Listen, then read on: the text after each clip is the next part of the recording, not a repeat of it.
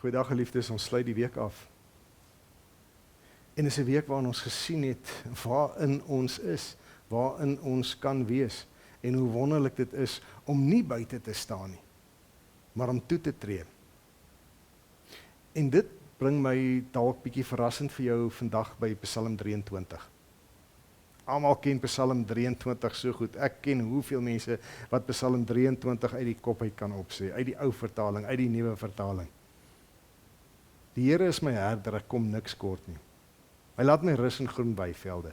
Hy bring my by waters waar daar vrede is. Hy gee my nuwe krag.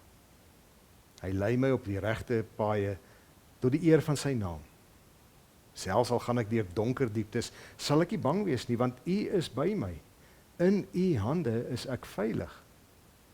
U laat my by 'n feesmaal aansit, terwyl my teenstanders moet toe kyk. U ontvang my soos 'n eregas. Ek word oorlaai met hartlikheid.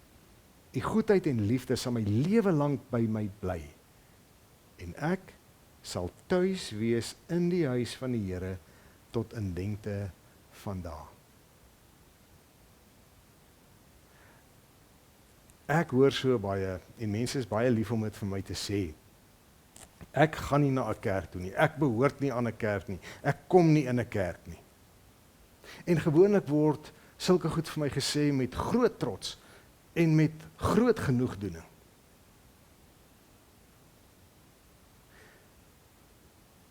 Maar dan dink ek aan Jesus, wat gesê het dat sy gelowiges 'n kerk sal wees. Sy kerk sal wees, gebou op die belydenis dat Jesus Christus die Here is. Wanneer Jesus kom en hy praat oor die toekoms, dan voeg hy al die gelowiges saam in iets wat ons noem kerk. En ek praat nie van 'n gebou nie, ek praat nie van sement en klip en yster en glas nie. 'n Gemeenskap van gelowiges, dit is wat kerk is. En ek dink aan die Hebreërskrywer wat skryf, julle moenie van die byeenkomste van die gemeente af wegbly, soos party van julle is 'n gewoonte geword het nie. En ek dink, hoekom kies jy om buite te staan? Hoekom wil jy nie in wees nie? As ek Psalm 23 lees, dan is Dawid vol lof oor alles wat die Here vir hom gedoen het.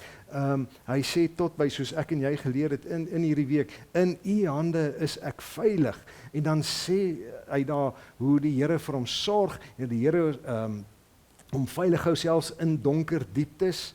En dan kom hy by die uiteinde van hierdie Psalm en dan sluit dit af met hierdie woorde, en daarom, omdat God so goed is vir my, is ek tuis in sy huis tot in lengte van dae. Hoor mooi, in sy huis.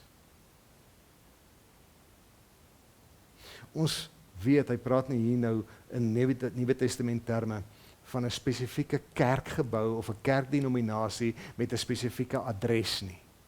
Hy praat hier van waar die gelowiges van die Here is, daar sal ek intern deel wees daarvan. Daar kan ek nie buite staan en inkyk nie, want onthou wat gebeur met die wat buite staan.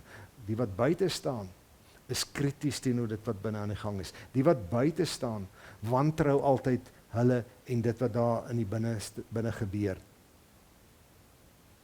Daar's openlike vyandigheid. Daar's baie keer jaloesie. Daar's baie keer sommer groot haat in plek van liefde. Soos ons gister tog daaroor gepraat het. Vir Dawid, omdat hy die guns van die Here ken en weet dat hy veilig is in die hand van die Here, is dit vir hom goed om in die teenwoordigheid van die Here saam met sy ander gelowiges te wees. Want jy sien, juist daar waar die gelowiges by mekaar kom, gaan ons in lofprysing en ons gaan in aanbidding. En ons gaan in meelewing en in liefde vir God en vir mekaar aan. En ons groei in geloof.